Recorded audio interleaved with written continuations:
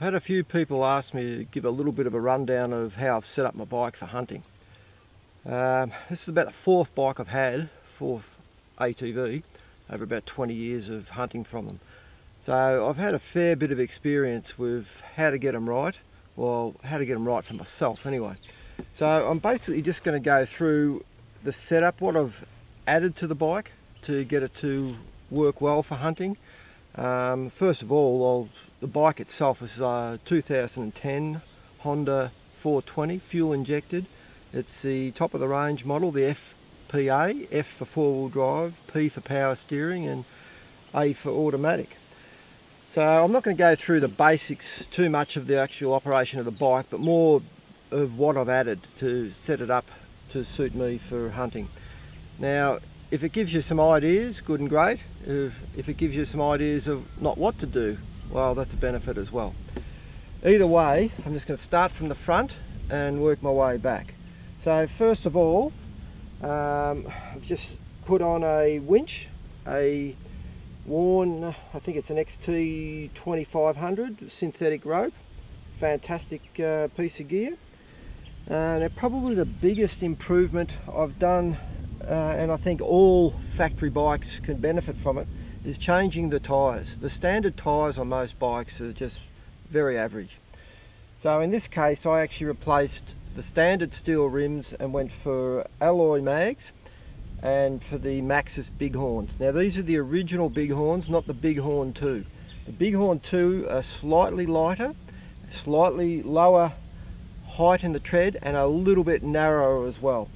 So being heavier, you do lose a little bit of power, but what you gain, now I say you lose a little bit, you probably lose 5%, it's marginal, but what you do gain with the alloy mags and the heavier tyres is you get a better purchase on the ground. It's as simple as that. The alloy mags have got a slightly wider offset, so your tracking of your bike is a little bit wider, and in our situation where we hunt a lot on steep hilly country, you want your centre of gravity as low as possible. Now in this case, that little bit extra width, a little bit extra weight on the tyres down low really gives you a solid footprint, and I've never really felt uneasy with these tyres and rims. The bike setup now is quite good, actually it's very good. So anyway, the next thing, moving from front to back, is the LED headlights. Now what I've done here is basically just disconnected the high beam and transferred the high beam power up to these. The advantage of these, obviously a lot brighter. I bought these from Jaycar. I think they're 35 watt from memory. Actually they are 35 watt. They are fantastic, and being on the handlebars and that little bit higher, you can actually pan around as you're riding of a night. And really for spotlighting now, all I use is these and the torch, the Solar Force M9 torch mounted on top of the rifle. They weren't overly cheap. I think they're around, I think they're about $200 a pair, but well worth the money. Well worth the money. Now, moving onto the dash, I've obviously got my GPS. I've mounted a USB outlet here, so if I want to run the USB power to the GPS, saving battery life, I can do that. I've got a waterproof speaker for my radio. This is the microphone and all my controls for my radio here. The radio itself is mounted in the back box. It's a Simico SRM 9000, or it's a 9000 anyway. These are fantastic. They're not cheap, but you can pick them up for anywhere from $100 to $300 Australian second hand. Fully programmable. Yeah, just sensational. Like I said, I've got full control here. It is just, put it this way, an essential, especially when you're out in some of the larger properties. Obviously I've got the winch control here. Now, I get a lot of questions asked me about my rifle rest. It's nothing spectacular. All it is a bit of, I think it's 20mm tube that I use. Actually, I think it might be even a bit of 20mm steel conduit. I just bent it up, flattened the ends, but what I did do is actually took the handle, the grips off, and actually machined down a solid bar, put an M8 thread in the end, probably I think it went in about 1 inch deep into it. The bar itself is probably about 2 inches long. I drilled through the handlebars, put a roll pin in it, filed it off flat, put the grip back on.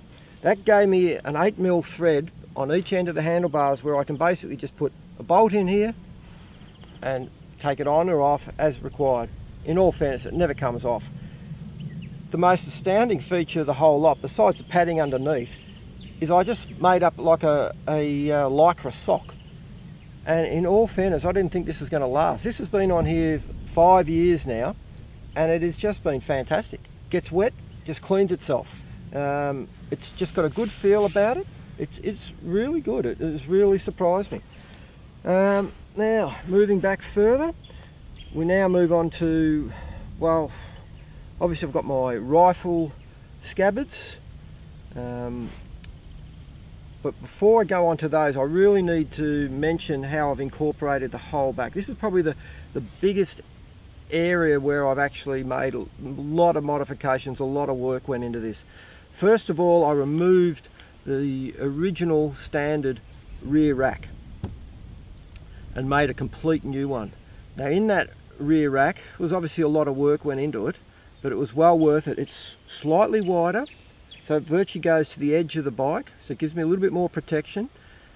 I integrated some LED work lights into the back, and from there I extended the rack down and made like a steel, well, I suppose what we call a steel guard, which also supports the fiberglass scabbards that I moulded and made myself.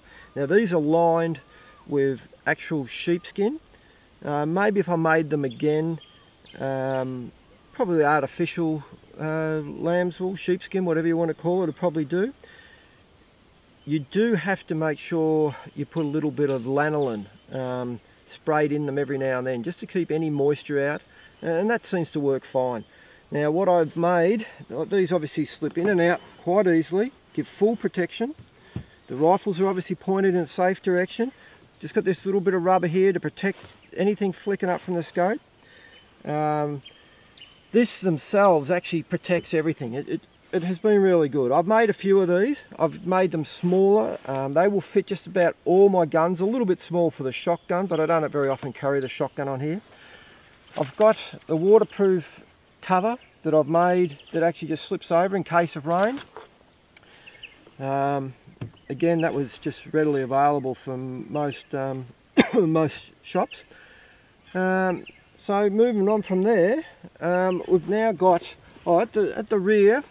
One thing I did put on, because most bikes are quite loud, and the Hondas are probably a little bit louder than others because they don't tend to put a lot of baffles into their exhausts, into their mufflers. They tend to stick with a simple stainless steel, it's a basic muffler, and they're quite noisy. So I sent over to the US and ordered a silent rider. Now I had to modify it a little bit because of my alteration with a new rack, but that has been a very, very good, asset, to be honest with you. The Honda, and one reason I do go for the Hondas is they're not CVT transmission. I can have full control over this bike, so I can actually upshift to keep the engine noise down. In my opinion, it's a better setup for hunting. Nothing wrong with CVTs, I just like the full control of the gearbox. And in this case, it's basically from the touch of the finger. I can be on auto, put it into drive, or I can be on manual and then just up or down shift from here. It is really good. Now, what else? Besides, oh yeah, I moulded these boxes. A lot of work again went in this, made a fiberglass mould. They do the job. Again, everything's been on the bike now for probably about 4 or 5 years, so it's seen the test of time. The radio, like I've mentioned, is mounted in the rear box with the antenna on the back. I'm getting to the stage now, I think that's just about it. Oh, every man needs a good knife, and bit of an overkill, but that's my bone chopper and sticker if required. Now, yeah, I've got a water bladder that I keep on there. Now this thing, I'm not going to take it out, but these, I can't believe these aren't available. We made these ourselves. They're actually it's about a 10 or 12 mil nylon rope. We spliced it on the ends, and I think we made two at about 25 metres. These are invaluable. They've got about 50% stretch, and basically you can hook onto one bike and just gun it. And they are just like an elastic band. They are just fantastic. A normal cast Natcham strap is just too heavy for, you know, you're sort of talking a bike that's anywhere from 200 to 400 kilos. So they're just too heavy. These work really well. So get yourself some nylon rope. Ask them what sort of stretch it's got. Sort of 40 to 50%. Splice it up. Puts a bit of plastic over the end of the splice, and you're good to go. Other than that, I think that's about it. Anyway, if it's given a few ideas of what, like I said, what not to do and what to do, this works quite well for me. And in all fairness, I really haven't got much I would change at this stage. Anyway, I hope it helps you.